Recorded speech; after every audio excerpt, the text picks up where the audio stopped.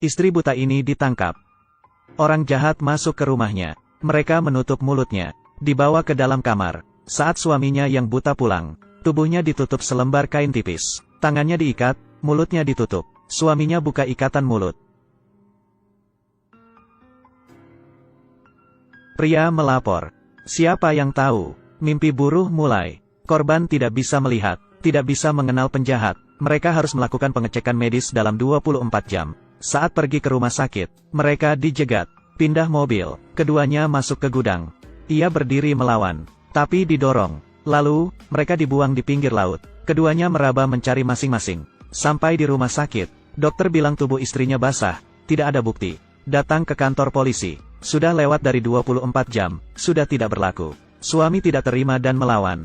Mereka orang buta, tidak bisa melihat bukti. Sampai di rumah, sikap suami berubah. Istri masak, suami tidak makan. Istri minta suami istirahat, tapi tidak didengar. Istri merasa dirinya tidak baik, dan minta bercerai. Esok harinya saat suami bekerja, wajahnya penuh kesedihan. Saat pulang minta maaf kepada istrinya. Ternyata ia tidak marah ke istrinya, tapi ia tidak bisa jaga istrinya. Masuk kamar sambil minta maaf. Di dalam kamar hening. Saat cari, ia pegang kaki. Ia mulai panik, dan gelisah. Istrinya bunuh diri. Seorang politisi datang, dan adiknya Ami adalah pelaku kejahatan. Ingin menenangkannya, tapi malam pertama milik kamu, bukan milik Ami. Jadi, kesenangan. Jangan bicara ke media. Semakin banyak kamu bicara, nanti akan banyak penyesalan. Ternyata, Ami dan temannya datang lagi. Dan mengikat istrinya. Oleh karena itu dianggap bunuh diri. Suami minta bantuan ke polisi. Tapi polisi sudah disogok dan berkata, kalau istri Anda bunuh diri karena penghinaan, kenapa tidak dari awal aja dibunuh? Sampai di rumah, ia menemukan buku istrinya. Meraba tulisan di dalam. Tubuhnya gemetar penuh amarah. Ia tidak bisa melindungi istrinya. Marah kepada dunia yang tidak bermoral. Kali ini ia akan balas dendam. Untuk menghancurkan semua orang yang menghina istrinya. Ia adalah orang buta. Cukup dengar suara, sudah tahu siapa yang datang. Mendengar dan belajar meniru suara. Ia ingin menggunakan dua senjata ini untuk membalas dendam istrinya. Ia merekam suara politisi. Pergi ke bar merekam suara Ami dan temannya. Dan mulai belajar suaranya. Lalu ia telepon polisi. Berbicara sesuai dengan suara politisi. Polisi tidak sadar. Dan menangkap orang itu. Lalu ia pakai suara Ami. Telepon ke adik temannya Simu. Ingin tidur bersama. Ayah Simu marah setelah dengar itu. Dan akan bunuh Ami. Dengan cepat, ayah Simu mencari Ami. Dan menghajarnya. Berkata jangan ganggu putrinya. Ami kebingungan. Ayah temannya gila.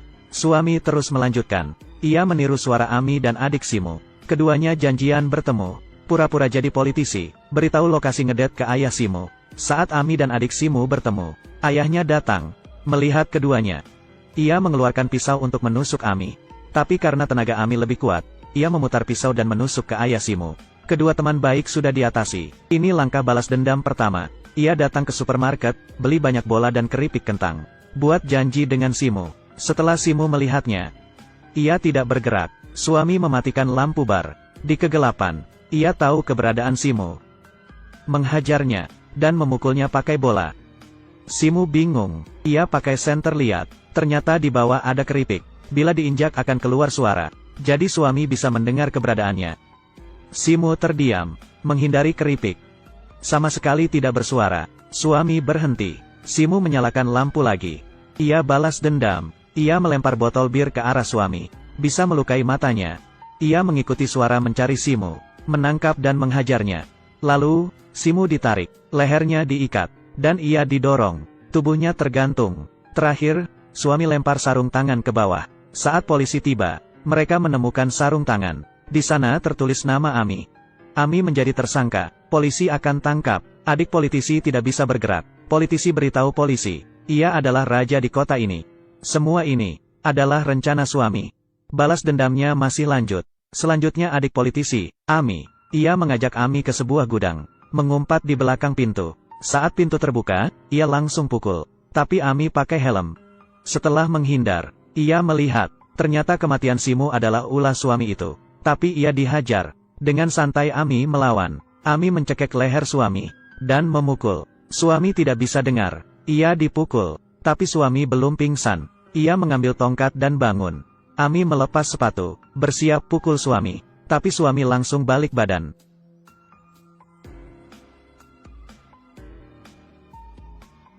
Saat Ami sadar, ia sudah diikat di lantai. Ternyata saat Ami lepas sepatu, ia bisa tahu posisi Ami, dan bisa memukulnya. Suami tidak bunuh Ami. Ia menelepon politisi. Mendengar suara minta bantuan adiknya, ia bergegas ke gudang. Lalu, suami meletakkan lilin di dekat pintu, dan membolongi tong minyak, seluruh ruangan penuh minyak. Ia menutup mulut Ami. Saat politisi datang, melihat adiknya, ia buka pintu. Suami berhasil membunuh keduanya. Tapi belum berakhir. Saat pulang, ada seorang anak cari dia, meminta meniru suara ayahnya untuk minta cuti. Ia melakukannya, tapi polisi datang. Suami meniru suara tidak bisa disembunyikan. Ia menahan suami. Tidak biarkan dia pergi. Lalu polisi mencari tahu 2 orang yang mati, dan menerima panggilan dari alamat yang sama. Ini datang dari telepon umum. Selama bos pemilik bisa mengkonfirmasi, suami bisa ditangkap. Malam itu, bos baru saja pulang kerja. Polisi menunggu. Sisi lain, suami lanjut bunuh orang. Ia minta temannya untuk tarik perhatian penjaga. Minta seseorang meniup asap untuk ganggu pemandangan. Ia naik sepeda anak kecil. Di dalam kawasan polisi, ia berhasil kabur. Ia menghubungi politisi. Berkata ia yang membunuh adiknya. Politisi akan balas dendam. Bergegas ke gedung dengan pengawas. Memanfaatkan jebakan. Berhasil menjatuhkan 1 orang. Jatuh ke bawah mati. Lalu menangkap politisi, dengan tulisan angka. Selangkah demi selangkah maju ke tempat bahaya sisi bangunan. Ia memasang alat keamanan di tubuhnya. Keduanya loncat ke bawah gedung. Tapi ia tertahan karena alat keselamatan. Terakhir ia melepaskan tangannya. Politisi itu jatuh. Semua orang yang menghina istrinya mati. Suami masih dalam bahaya. Sisi lain, polisi datang ke pemilik telepon. Untuk mengidentifikasi suami itu. Yang mengejutkannya adalah pemilik telepon umum buta. Ia tidak bisa tahu siapa yang pinjam telepon. Takdir. Polisi memanfaatkan suami istri buta untuk menutup kasusnya. Suami juga menutup bukti dengan bos yang buta.